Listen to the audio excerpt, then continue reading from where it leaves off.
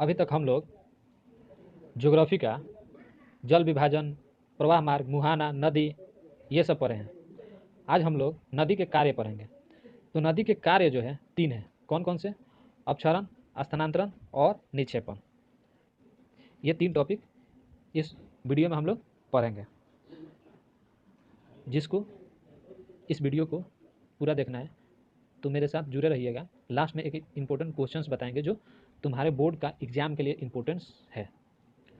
इस वीडियो को देखकर लिखने का कोशिश मत करिएगा। आगे सबसे पहले आप इसे समझने की कोशिश करिए। समझकर उसे माइंड में याद रखने की कोशिश करिए। हम इसका पीडीएफ अपने टेलीग्राम चैनल पर या टेलीग्राम ग्रुप पर अपलोड कर देंगे। इसका फ़ोटो अपलोड कर देंगे। तो आप अगर मेरे टेलीग्राम ग्रुप या चैनल से ज्वाइन नहीं है तो नीचे डिस्क्रिप्शन में उसका लिंक दिया है, जाकर ज्वाइन हो जाइए। और उस पर हम क्लास 10 माध्यमिक से जितने भी इम्पोर्टेंट क्वेश्चंस हैं उस पर हम क्लास 10 वेस्ट बंगाल बोर्ड माध्यमिक के जितने भी इम्पोर्टेंट क्वेश्चंस हैं उस पर हम अपलोड करेंगे। अगले मंथ से वेस्ट बंगाल बोर्ड का इम्पोर्टेंट क्वेश्चंस उस पर अपलोड करना शुरू कर देंगे। तो अभी तक अगर आप मेरे टेलीग्राम ग्रुप या चैनल से ज्वाइन नहीं हुए तो जाकर ज्वाइन हो जाइए। चैनल को सब्सक्राइब नहीं किया तो सब्सक्राइब करके बेल आइकन को ऑन कर दीजिए। नहीं करिएगा तो मेरा कुछ जाने वाला नहीं।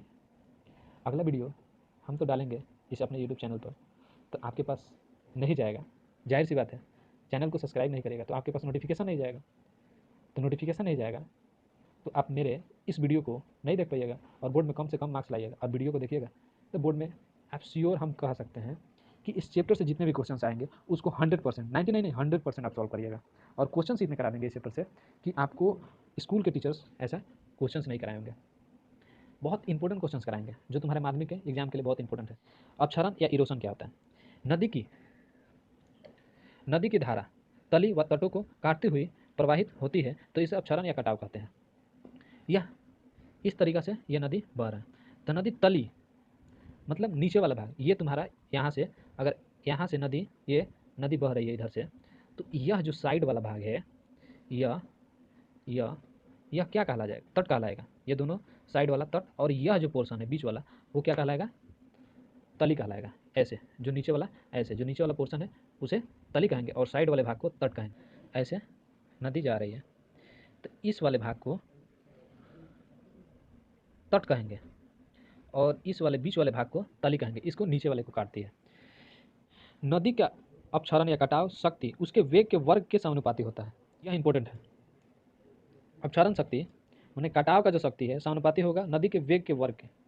अगर इसको 2 गुना करेंगे तो ये 4 गुना से बढ़ेगा, अगर इसको 4 गुना करेंगे तो ये 16 गुना से बढ़ेगा। तो ये लिखे नदी का वेग 2 गुना होने पर उस अपक्षरण शक्ति 4 गुनी हो जाएगी। अगर यहाँ पे 4 रखें, समानुपाती 4 का स्क्वायर होगा ना तो यह तो 4 ही रहेगा, यह 16 गुना बढ़ जाएगा। अगर यहाँ पे 25 रख दिए तो यहाँ पे 25 का स्क्वायर मतलब 625 गुना बढ़ जाएगा। स्थानांतरण मतलब क्या? एक जगह से दूसरे जगह जाना, यही ना। तो पहला अपर्दन का था, कटाव का। पर्वतीय भाग से नदी निकल रही है तो काटती हुई, छाटती हुई, रास्ता बनाती हुई एकदम निकलते जाती है। स्थानांतरण कटाव के प्राप्त पदार्थों को नदी बहा ले जाती है, इसे परिवहन कहते हैं। अपर्दन में क्या हो रहा था?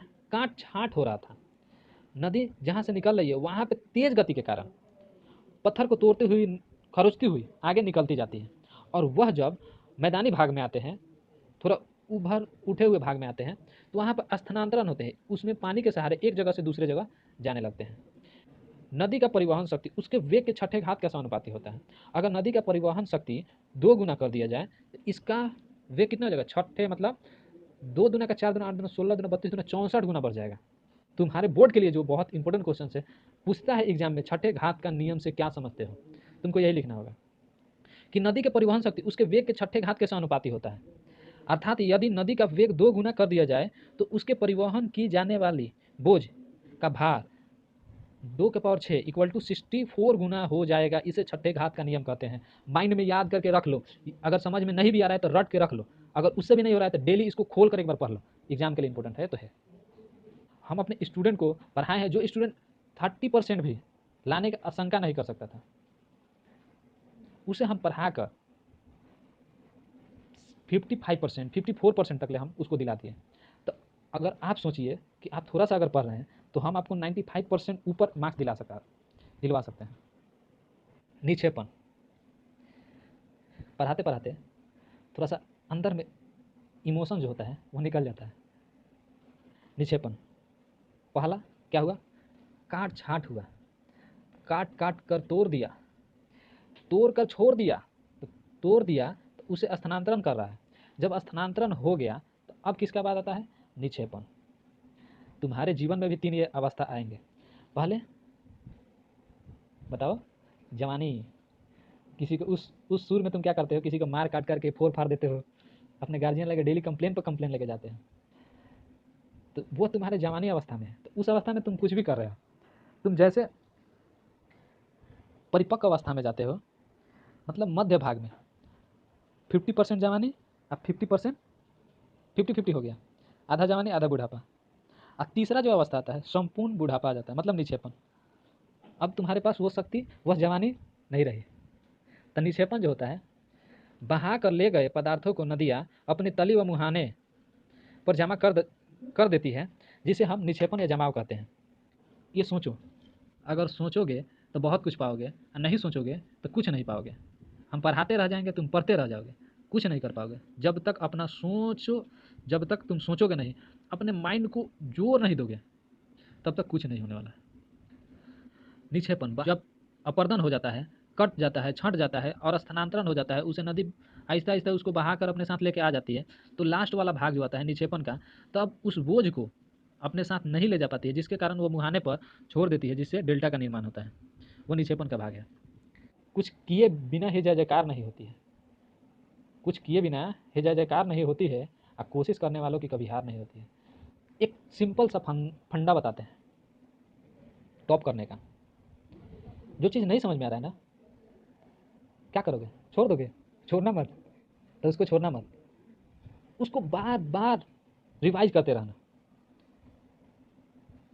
तुम्हारा जो क्लास में जो टॉप करता है ना दोस्त, वह कोई इंटेलिजेंट बोलकर स्टूडेंट नहीं रहता, वो भी नॉर्मल ही स्टूडेंट है, तुम्हारे ही जैसा कभी था। तो वहाँ पर तुम भी जाकर सोचो कि जब वह कर सकता है तो हम भी कर सकते हैं। उसके पास कौन सी चीज़ है कि जो वो कर सकता है हम नहीं कर सकते हैं? ऐसा तो कोई चीज़ नहीं, तुम्हारे पास भी हाथ है, कान है, मुंह है, खाना पीना सब तुम्हारे पास है। अब तुम सोच रहे हो कि वो सर, वो हाई फाई क्लास में जाकर पढ़ता है, वो अच्छे जगह ट्यूशन जाता है, तो उसका एक बार नोट्स ले लेना, और नोट्स को लेकर मेरे नोट्स के साथ एक बार कंपैरिजन कर लेना किसका बेटर है।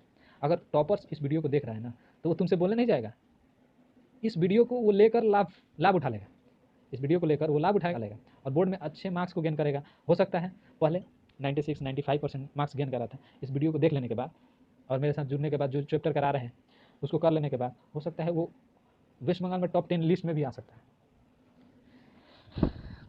नदी की 3 अवस्था होती है, जिसे हम आदर्श अवस्था कहते हैं। ये तुम्हारे बोर्ड के एग्जाम में भी पूछता है कि आदर्श नदी किसको कहा जाता है। तो जब आदर्श नदी कहने का शर्त क्या है, जब नदी पर्वतीय भाग, मैदानी भाग और डेल्टाई भाग, यह तीनों भाग जिस नदी में होंगे उसे आदर्श नदी कहेंगे। आदर्श नदी किसे कहते हैं? आदर्श नदी उन्हें कहा जाता है जिनमें 3 अवस्थाएं देखी जाती है। कौन? पर्वतीय अवस्था है, मैदानी अवस्था है और डेल्टाई अवस्था है, तो उन्हें आदर्श नदी कहते हैं। गंगा नदी में ये तीनों अवस्थाएं देखने को मिलती है। गंगा नदी का ऊपरी भाग, जहाँ से गंगोत्री हिमनद से निकलती है, पहला वीडियो में पढ़ा है, नहीं देखे हो जाकर देख लो।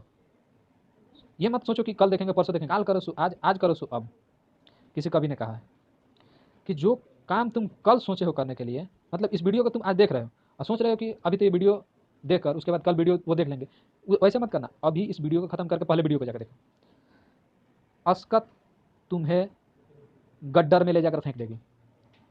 अस्कत करोगे, ये तुम सोच रहे हो ना कि कल करेंगे, परसों करेंगे, ये तुम अस्कत कर रहे हो। और तुम्हारे पास जब अस्कत आ गया, स्टूडेंट के पास अस्कत जब आ जाएगा ना, तो गड्ढर में जाकर गिरेगा, गड्ढर में। ये लिख कर रखो।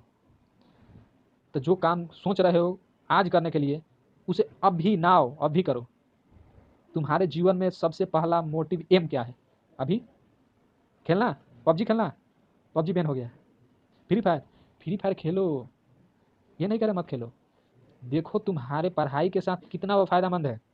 अगर वो फ़ायदेमंद नहीं साबित हो रहा है तो उससे अभी रोक दो, इसे ज़रूर करो।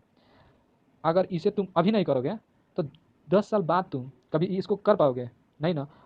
परंतु 10 साल बाद फ्री फायर खेल सकते हो। फ्री फायर क्यों? उससे और भी आगे टेक्नोलॉजी आएगी और उस गेम को तुम खेल सकते हो। तो छोटे छोटे आनंद में अपने पूरे लाइफ को बर्बाद मत करो। गंगा नदी के ऊपरी भाग गंगोत्री से हरिद्वार तक, गंगा नदी का जो पर्वतीय भाग है कहाँ से कहाँ तक है? गंगा नदी का ऊपरी भाग गंगोत्री से हरिद्वार तक है, मतलब पर्वतीय भाग कहाँ से कहाँ तक है? गंगोत्री हिमनद से हरिद्वार तक है। गाना भी है, हरिद्वार जाके गंगा नहाना, सुने ना है? नहीं सुने होगे तो जाके एक बार सुन लेना, मन को शांति हो जाएगा। और जो मध्य भाग है, जो मैदानी भाग है, वह हरिद्वार से राजमहल की पहाड़ी तक है, राजमहल की पहाड़ी तक है। और तीसरा जो इसका जो डेल्टाई भाग है, जहाँ से शुरू होता है डेल्टा बनने का प्रोसेस, वह जो है राजमहल की पहाड़ी से लेकर बंगाल की खाड़ी तक। ये वीडियो, इस वीडियो को मिस कर दिए तो आपको 100% बोल दे रहे हैं, एग्जाम में इससे 5 मार्क्स का क्वेश्चन आपका छूट गया। ये लिख कर रखना, यह लिख कर रख लेना कि 5 मार्क्स का आपका क्वेश्चन छूट जाएगा। इस वीडियो को ज़रूर से ज़रूर देखना, नहीं देखोगे मेरा कुछ नहीं जाएगा, लॉस तुम्हारा होगा। अभी तक मेरे वीडियो को अगर देख रहे हो तो मैक्स यो हम यह अपेक्षा कर सकते हैं कि तुम एक अच्छे स्टूडेंट के साथ साथ एक पढ़ने वाले स्टूडेंट हो। तो अभी तक मेरे चैनल को सब्सक्राइब नहीं किया तो सब्सक्राइब करके बेल आइकन को ऑन कर लो और टेलीग्राम चैनल के साथ या ग्रुप के साथ ज्वाइन हो जाइए, क्योंकि अगले मंथ से हम उस पर history, geography, life science, math और क्लास 10 का वेस्ट बंगाल बोर्ड के जितने भी चैप्टर्स हैं उस पर इम्पोर्टेंट क्वेश्चंस अपलोड करेंगे, जो तुम्हारे बोर्ड के लिए बहुत ही इम्पोर्टेंट है, जिसको तुम सोच भी नहीं सकते हो। और उसे पढ़कर, उसे लर्न कर कर तुम बोर्ड में 95% मार्क्स गेन कर सकते हो, हम ये श्योर बता सकते हैं। क्योंकि हम पढ़ाएं स्टूडेंट को, किस तरह से पढ़ाया जाता है ये हमको मालूम है।